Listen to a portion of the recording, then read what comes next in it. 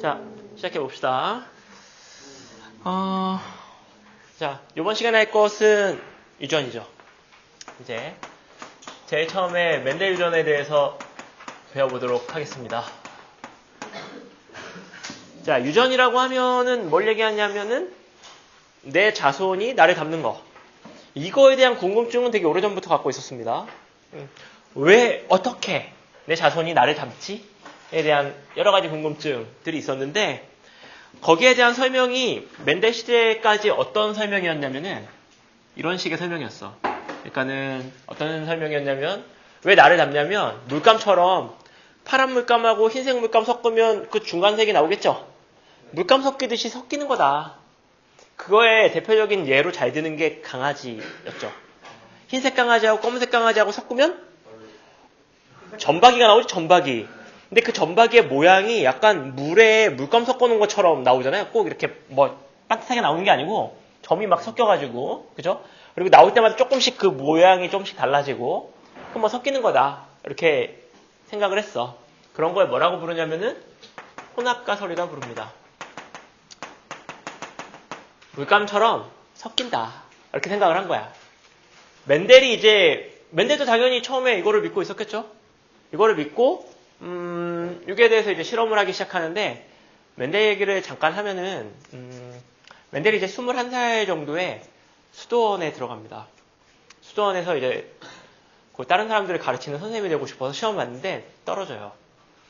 그래서 뭐 거기서 열심히 공부하다가, 예, 한 29살쯤? 28, 29? 이때쯤 대학을 가요. 예, 지금 생각해보면 되게 늦죠? 예, 지금보다 기대 수명도 낮은 그 시절에 28살쯤에 대학을 가서 대학에서 두 분의 아주 중요한 영향을 미치는 선생님을 만납니다. 물리 교수님과 생물 교수님을 만나요.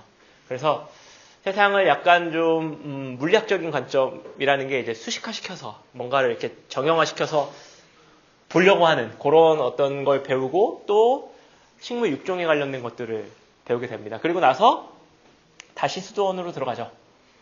그래서 이제 수도원에서 선생님 하면서 선생님 대학 나왔으니까 이제 선생님 해야지. 선생님 하면서 실험을 하기 시작합니다. 그게 이제 우리가 잘 아는 완두콩 실험입니다. 근데 상상해 보면은 여러분이 이제 실험을 조금 맛이라도 봤으니까 느낄 거야. 얘가 한 실험이 얼마나 고된 건지에 대해서 우리가 느낄 수 있을 거예요.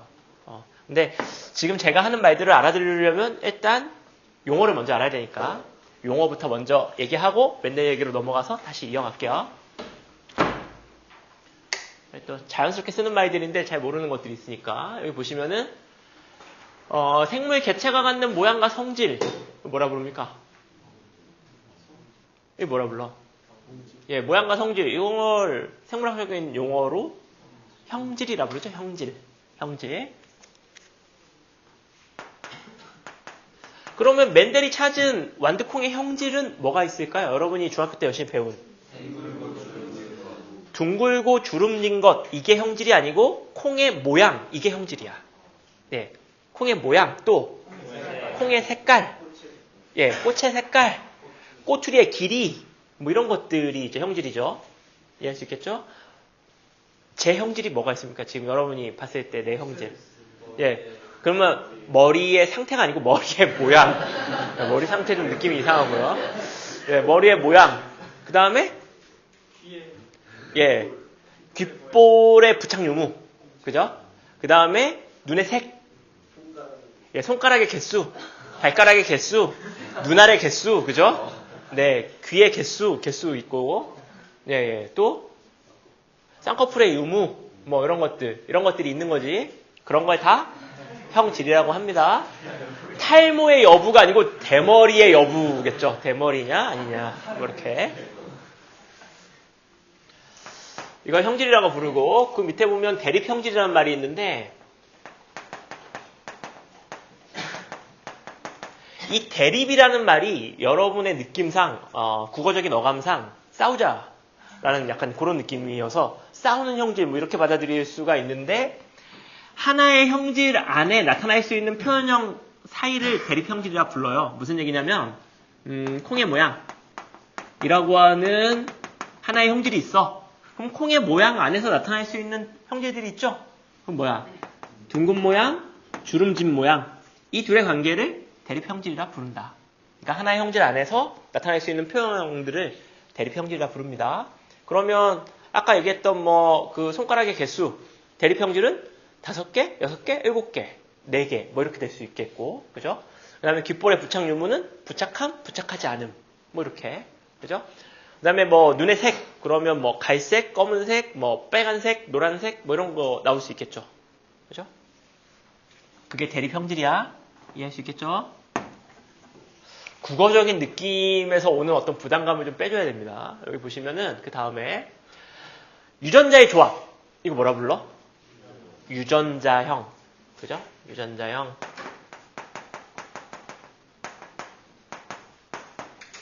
대학 가면 다 영어로 합니다. 지노타입이라 불러요. 유전자형 이렇게 안 하고 이건 피노타입이라 부르고. 유전자형은 예를 들어서 A형하고 O형 엄마 사이에서 A형, 내가 A형이야. 그럼 유전자형이 뭐겠습니까? 반드시? 유전자형. 네, 유전자형. A5. 이게 유전자형이죠? 그죠? 근데 유전자형은 눈에 보이지 않지? 그죠? 여기 보고 있으면 A5가 눈에 보여? 아니지. 보이는 건 뭘로 보입니까? A형으로 보이죠? 그걸 뭐라고 부르냐면 표현형이라 부릅니다. 표현형. 여러분들 중학교 때 열심히 배운 둥근 거를 라지알로 놓고 주름진 걸 스몰알로 놓으면 라지알, 스몰알은 뭘로 보입니까? 둥근 콩.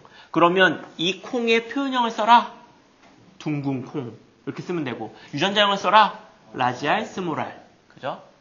예. 이게 앞으로 읽을 때 이게 다 알이거든요. 그러니까 알알 이렇게 읽으면 뭔지 모르고 라지알, 스몰알 이렇게 읽는 거야. 다 알이지 뭐. 예. 그 다음에 그래서 이 둘의 차이를 명확하게 구분해야 돼. 만약에 시험에서 유전자형을 써라. 그러면 A5를 써야 되고 표현형을 써라. 그러면 A형 이렇게 써야 돼. A5형 이렇게 쓰면 틀린 거죠. 유전자형을 썼으니까. 자, 그 다음에 유전자의 조합이 같아. 이걸 순종. 순종 혹은 다른 말로 뭐라고 부르냐면 동형접합.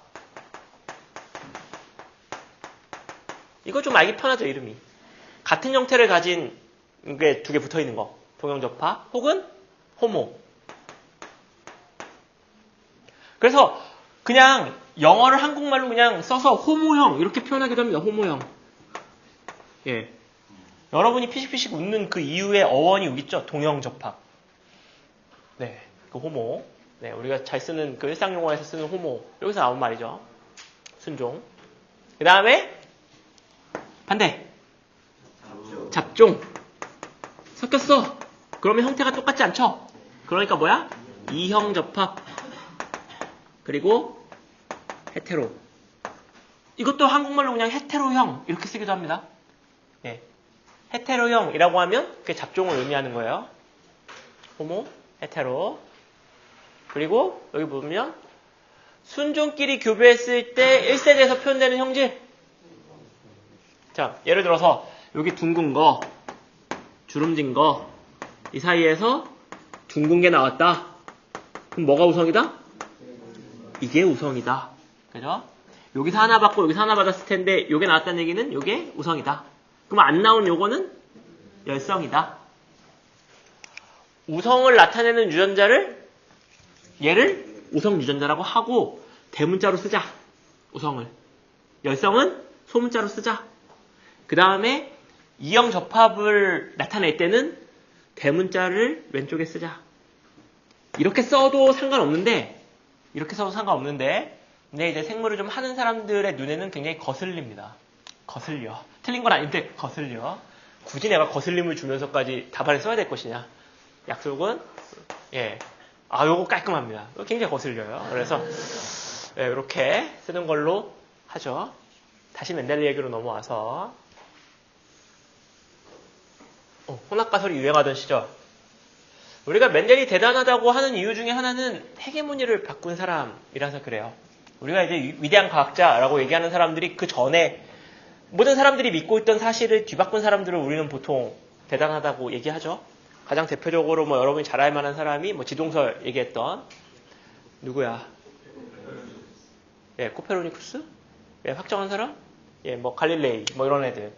그런 애들 목숨 걸고 바꾼 거죠. 그리고 우리가 뭔가 여러분들이 과학에 대해서 어떻게 생각할지 모르겠지만 뭔가 새로운 사실을 내가 관측을 해서 실험을 해갖고 데이터가 딱 나오면 모든 과학자가 다 믿어줄 거라고 생각합니까? 그걸 믿었으면 여러분 전람회가 엄청났겠지? 와, 이런 거 발견했어. 그러면 모든 사람들이 다 믿어줘야 되는데 보통 다 무시하죠. 그게 맞아? 네, 이게 또 쉽지가 않은데 그 모진 억압을 뚫고 바꿔냈다는 거죠. 그러면 멘델은 뭘 바꿨냐? 이거 한번 볼게요. 멘델은 수도원에서 그 물리를 열심히 하고 수학도 되게 좋아했어요. 수학을 좋아했대. 그래서 모든 것들을 수치화시키고 정량화시켜서 정리를 되게 잘합니다. 네.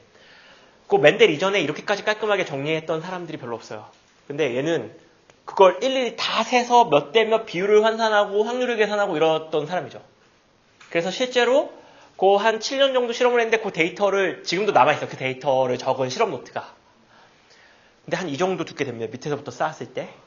예, 다 적었어, 다. 예, 엄청난 사람이야. 그래서 뭐라고 얘기하기가 어려운데. 자, 한번 볼게요. 어떤 실험을 했냐면은, 왜 굳이 콩으로 이런 짓을 왜 해서 나에게 시련을 주는가? 근데 이 시절에 뭐가 유행했냐면 육종이 유행했어요. 그래서 좀 더 좋은 콩, 좀 더 맛있는 콩, 이런 것들을 좀 한번 만들어 볼까? 뭐 그런 의지도 있었겠죠. 이 시절에 그런 게 한참 유행하던 시절이니까. 그러려면 원리를 알아야 되고 그 원리에 대해서 한번 접근해 본 거야. 그래서 둥근 콩과 주름진 콩, 순종을 교배시키는데 여기서 제가 그냥 편하게 순종을 교배시킨다 하지만 순종을 찾아야지. 어떻게 찾습니까? 검은 콩을 교배시켜서 주름진 거 나오면 뽑아버리고 또 검은 콩 교배시키고 주름진 거 나오면 뽑아버리고 이거 계속 반복하는 거지. 언제까지? 둥근 것만 나올 때까지. 꼬투리 안에 둥근 것만 열릴 때까지 계속 반복하는 거야. 몇 년 걸리겠죠? 그렇게 해서 둥근 콩 순종을 모으고 이렇게 해서 주름진 콩 순종을 모은 거야. 예, 어디 파는 거 아니죠 이거? 예. 얘가 다 만든 거야 이거를.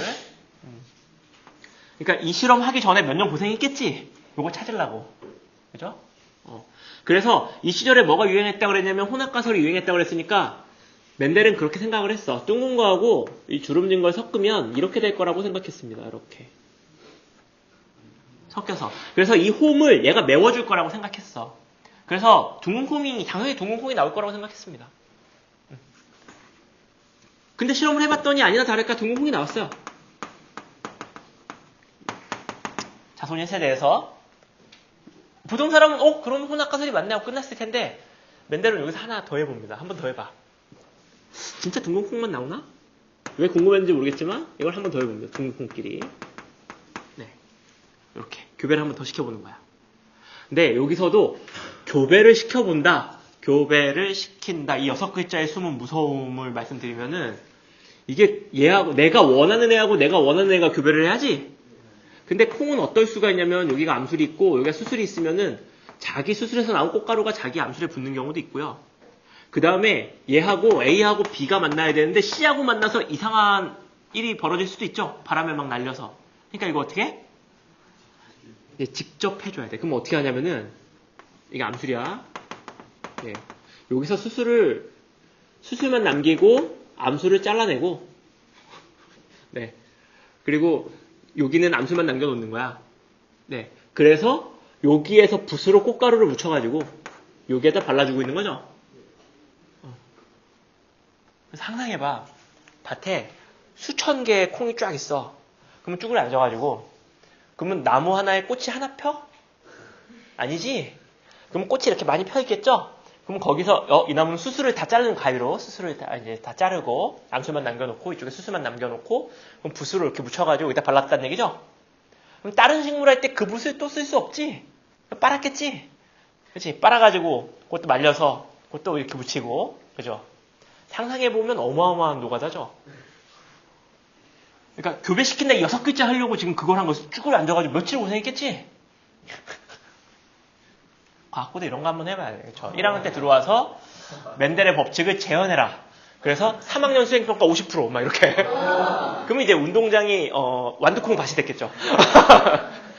네, 그런 걸 해봐야 되는데. 자, 그래서 둥근콩과 둥근콩을 교배하면 그 전까지의 상상으로라면 무슨 콩이 나와야 될 겁니까? 무조건 둥근콩이 나와야지. 근데 신기하게 둥근콩하고 주름진 콩이 3대 1로 나옵니다. 이 둘을 교배했더니 이렇게 나와. 이거를 실험 오차라고 하기엔 너무 많아.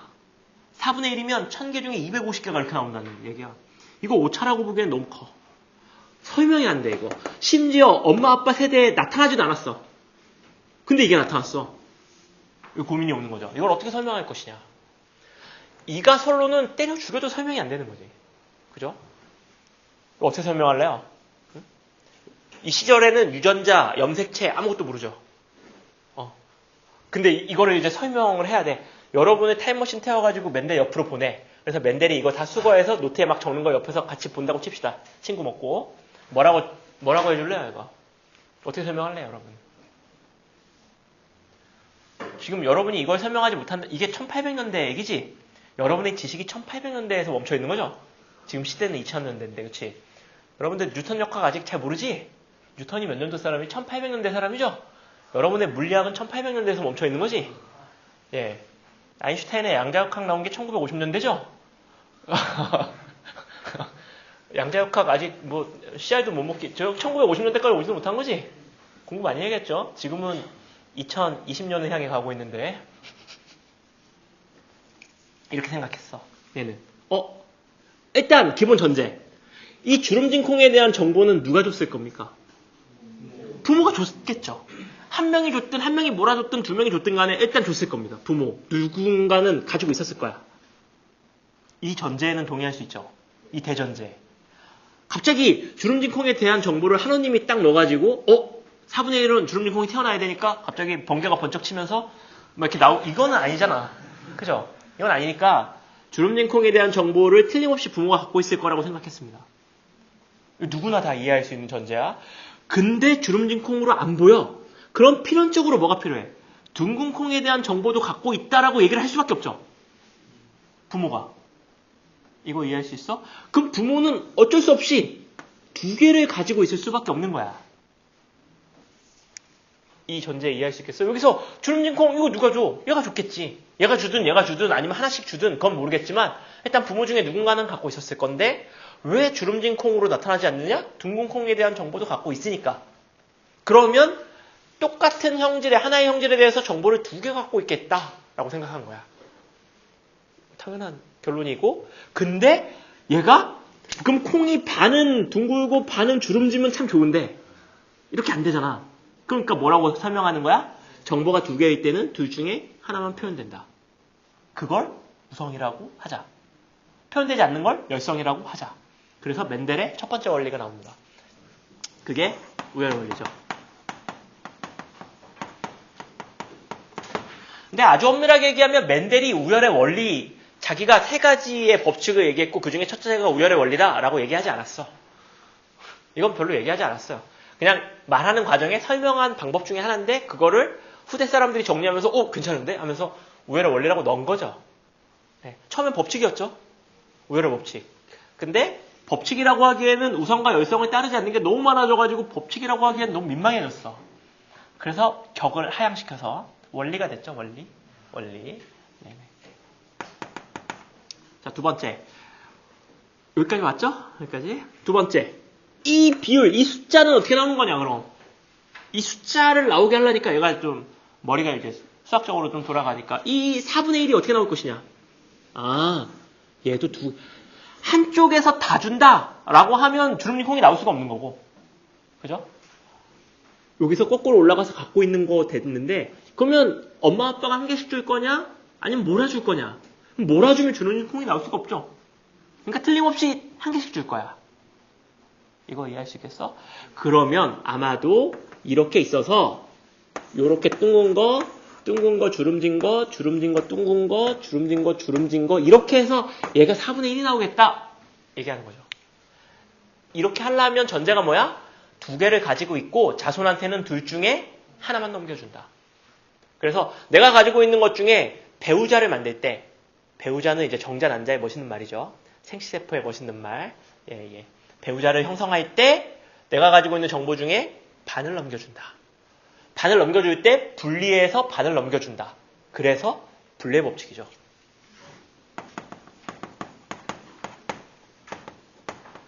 이건 무조건 따르죠?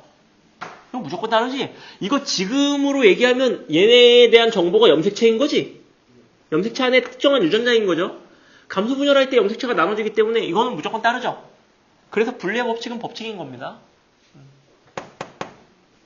근데 이제 중학교 때 여러분은 이 숫자에 너무 이렇게 매몰되어 있어서 분리의 법칙이 뭐야? 3대1이요. 뭐 이렇게 얘기하는데 3대1은 분리가 되기 때문에 나오는 결과론적인 얘기고 분리의 법칙은 뭐냐면은 두 개 가지고 있는데 배우자를 형성할 때 갈라져서 반만 준다. 이게 분리의 법칙의 요체입니다. 그걸로 설명할 수 있는 건 3대1을 설명할 수 있는 거죠. 여기까지 되겠어? 자, 세 번째. 독립의 법칙을 설명해 볼게요.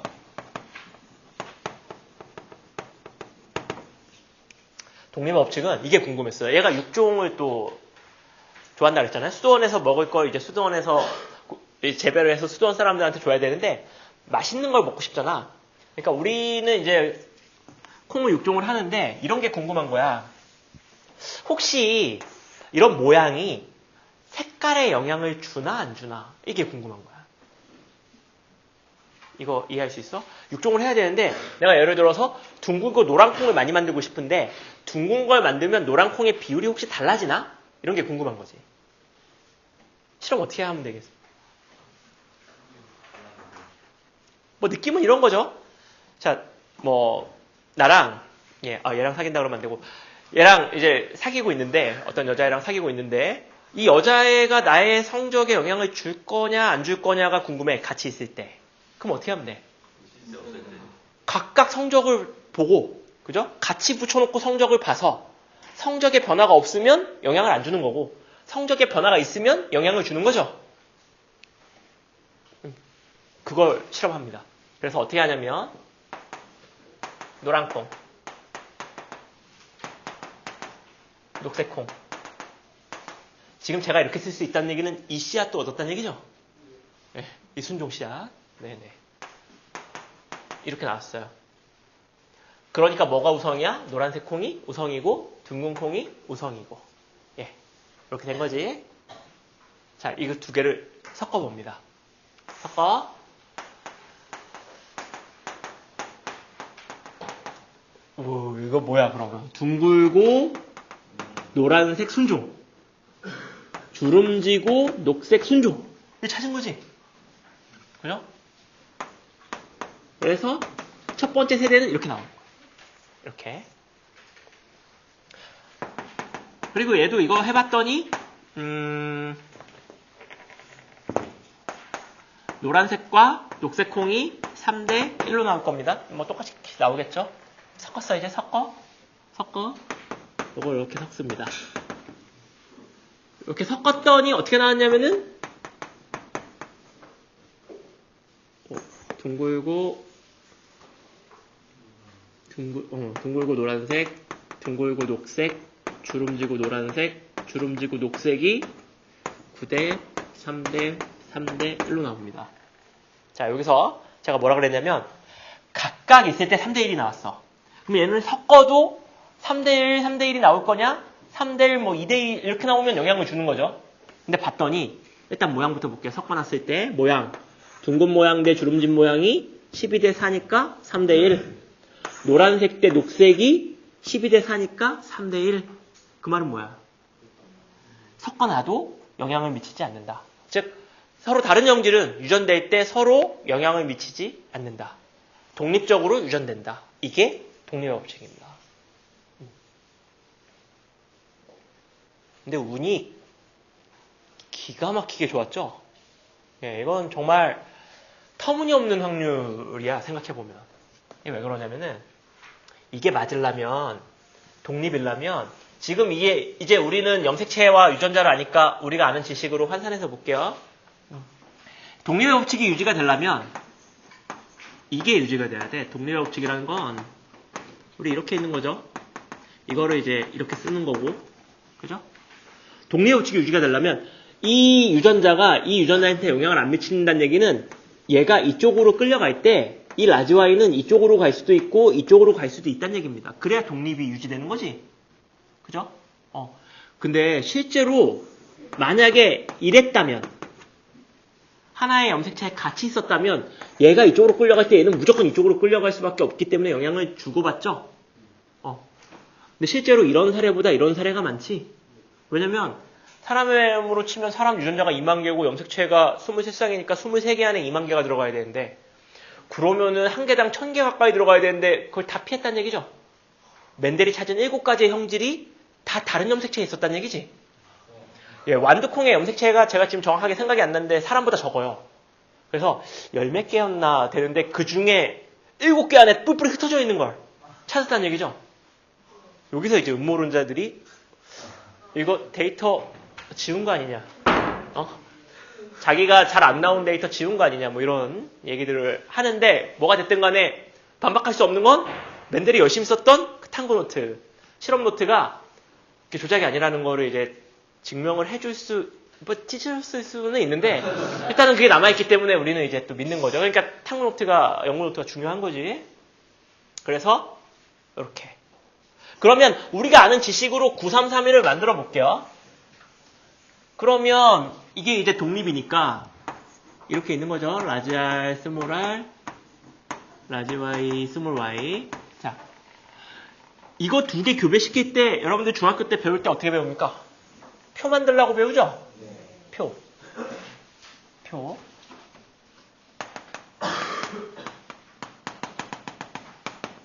자, 표를 만들 때 어떻게 만드냐면 어떻게 만들어? 예, 라지 R, 라지 Y, 라지 R, 스몰 Y. 이게 의미하는 게 뭡니까? 이게 의미하는 게 뭐야? 이것만 확실하게 알면 유전의 반응 끝나. 여기에다 뭘 쓸지만 알면 유전의 반응 끝나, 정말. 이건 쉽게 얘기하면 이쪽이 정자, 이쪽이 난자를 쓰는 거지. 그래서 정자, 난자 합쳐져서 이제 수정란이 되는 개념이죠. 그러면 정자와 난자는 뭐냐면은 얘를 감수 분열을 했을 때 나올 수 있는 모든 경우를 적어주는 거야. 이해할 수 있겠어? 감수 분열하면 진짜 이런 거 나오나? 해볼까? 감수 분열. 오랜만에 또 감수 분열을 해볼게요. 자, 여기에 이쪽이 라지 R이면 여기 염색 분체니까 여기 라지 R이겠죠? 여기 스몰 R이면 여기 스몰 R일 거고, 라지 Y면 라지 Y, 스몰 Y면 스몰 Y. 감수 1분열.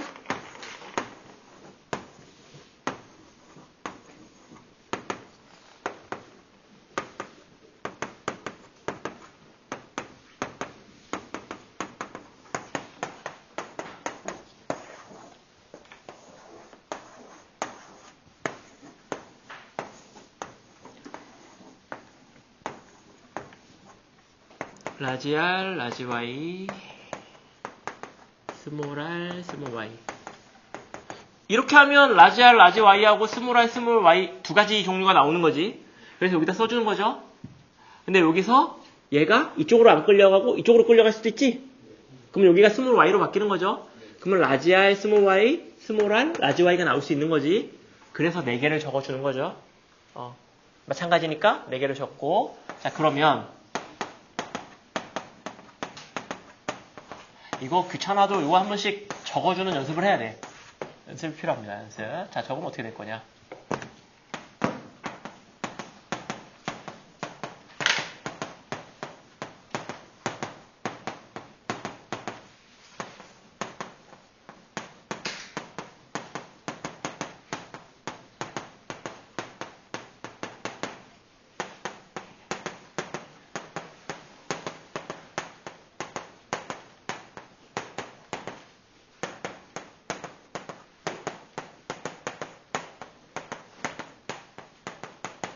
자, 이렇게 되는데 볼게요.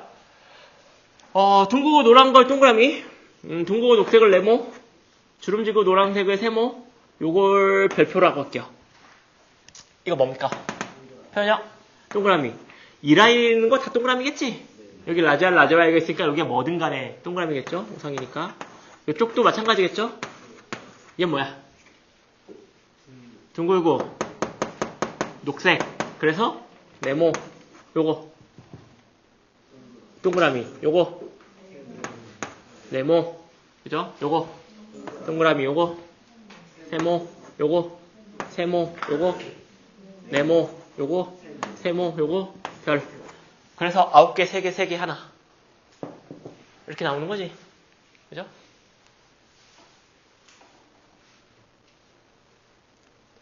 그래서 결국 맨델이 맨델이 뭘 바꿨다는 얘기입니까?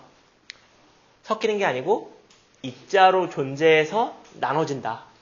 예, 유전 정보를 담은 물질이 존재한다. 이거 밝혀낸 거지. 그래서 입자가설로 바꿔줍니다. 근데 확실하게 받아들이지 못했던 거는 그만큼 물질이 뭔데? 모르죠. 예, 여기가 또 한계의 지점인 거지. 그리고 맨델이 다윈하고 같은 시대 사람이죠. 다윈의 의견이 널리 받아들여지지 않았던 결정적인 이유가 있어. 뭐가 있냐면은 혼합가설이 유행하던 시절이었던 이 시대가 유행하는 게 아니고 다 이렇게 믿고 있어서 철석같이. 그러면 다윈이 하는 얘기 중에 근본적인 얘기가 해결이 안 돼.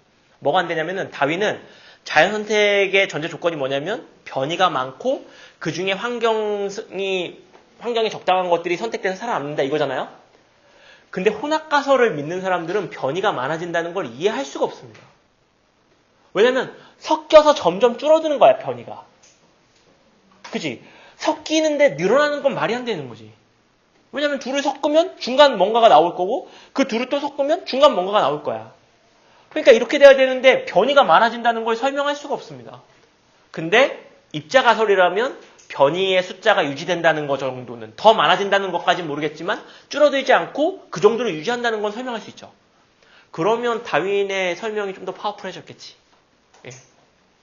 하지만 둘은 교류를 못하고 여기서 마무리가 됐죠. 좀 아깝게. 얘기로는 맨델이 다윈한테 편지를 보냈다. 근데 그 편지를 이해를 못했다 이런 얘기도 있는데 그거 잘 모르겠고요. 예. 그래서 그 두 거인들이 만났으면 아마 생물학이 좀 더 빨리 태동했을 수도 있는데 일단 다윈이 죽고 꽤 오랜 시간이 지나서 진화론이 받아들여지기 시작했죠. 믿지 않았던 거지. 이 개념이 일단 잡히지 않으니까. 그렇죠? 우리는 염색체 유전자 알고 봐도 어려운데, 그렇죠? 이런 거 하나도 모르는데 어떻게 이해하겠습니까? 그렇지? 자, 오늘 수업 여기까지 하고 다음 시간에는 맨델이 그러면 다음 시간 하기 전에 맨델의 노력을 잠깐 설명드릴게요. 맨델이 7가지의 성질, 요거 한 7년 했거든요. 여기 보세요. 이게 이제 여기 보시면은 6022대 2001. 이게 무슨 얘기냐면 이런 종자를 6,000개, 8,000개를 셌단 얘기지 앉아가지고. 그래서 그걸 적었단 얘기죠. 네. 그러면 이것만 세기도 어려운데 이걸 7가지 형질을 가지고 1년 동안 키우면서 줄기 길이, 꽃의 위치, 콩깍지의 색깔, 콩깍지의 모양, 종자 모양, 색깔, 꽃의 색깔 7가지 형질을 일일이 다 기록했단 얘기죠. 다 세서. 이거 상상할 수 있겠습니까, 여러분? 이거 혼자 했잖아. 여러분처럼 3명이 팀을 하는 것도 아니고. 혼자 앉아가지고, 이거. 꼬투리 다 까가지고, 이거. 꼬투리 다 까서 콩 얻어가지고 그 콩을 또 셌단 얘기죠? 근데 봤더니 기가 막히게 3대1에 근접하죠. 지금 시대 사람들이 재현을 했을 때 이 확률이 안 나오지? 그래서 음모론자들이 또 데이터에 손댄 거 아니냐. 이런 얘기가 있습니다. 어떻게 이렇게 2.9, 이거 좀 이상한데? 이러면서 얘기는 하는데, 또 실험 노트가 있기 때문에, 우리 또 믿어줘야죠. 이렇게 디테일, 숫자 봐. 조작하지 않았던 어떤 이 숫자의 흔적, 그죠? 5,474 이런 숫자들이 실제로 세지 않았으면 나오기가 좀 어려운 숫자인 거죠. 그래서 밝혀냈는데 기가 막히게 얘네들이 다 독립되어 있더라. 그리고 우열관계가 뚜렷하지 않은 것들도 많거든요. 콩 안에서도. 근데 우열이 뚜렷한 거 7개를 또 찾았다.